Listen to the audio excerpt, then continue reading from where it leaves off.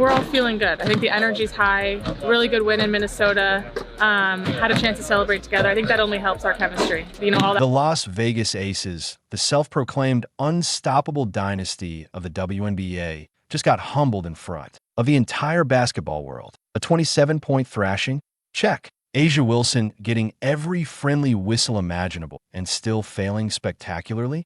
Big check. Chelsea Gray, who some folks absurdly insist is better than Caitlin Clark, vanishing when it mattered most. The biggest check of all, while A'ja was busy yanking players down from behind and somehow escaping fouls, there was a squad in Indianapolis ready to give her a masterclass on what genuine, team-first, high IQ basketball actually looks like. If you support the Fever, then comment CC and Lexie. Let's go. Because that 81-54 clinic the Indiana Fever put on wasn't merely a loss for Vegas. It was a proclamation, a neon billboard lit up in bright fever red, saying no amount of handouts from the refs, no heroic stat padding from Wilson, and absolutely no dynasty hype was going to bail them out when Indiana decided to lock in and play. Real connected basketball. Now let's zero in on the moment the showdown really got spicy. In the third quarter, Lexie Hull, who's been a model of grit and improvement all year long,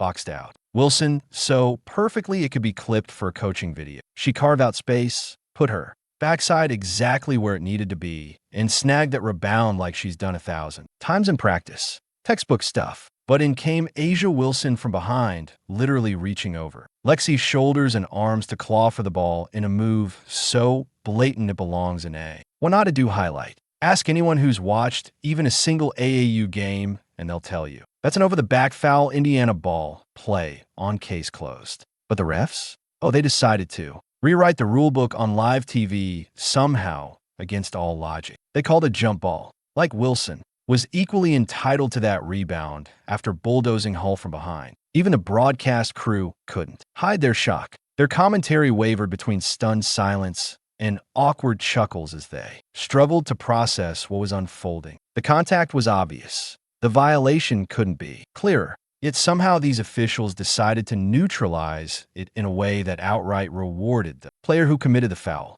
But here's where it gets downright poetic.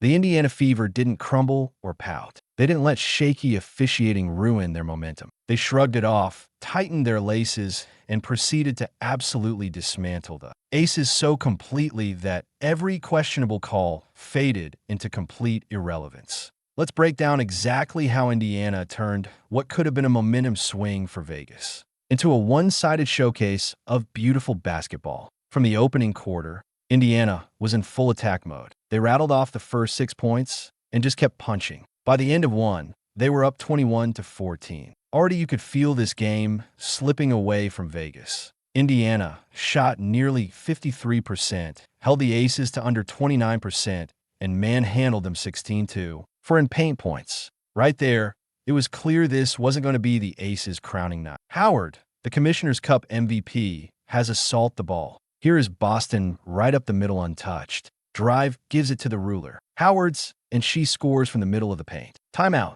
Becky Hammett. But it was in the second quarter that the Fever went for the jugular. They outscored Vegas 25-10. That's not a typo. 25-10. Indiana shot a jaw-dropping 82% from the field, while Vegas clanked their way to just 24%. The Fever went 6 for 6 in the paint. The Aces, a pitiful 3 of 13. By halftime, it was 46-24. And let's be honest, game over. And that controversial jump ball?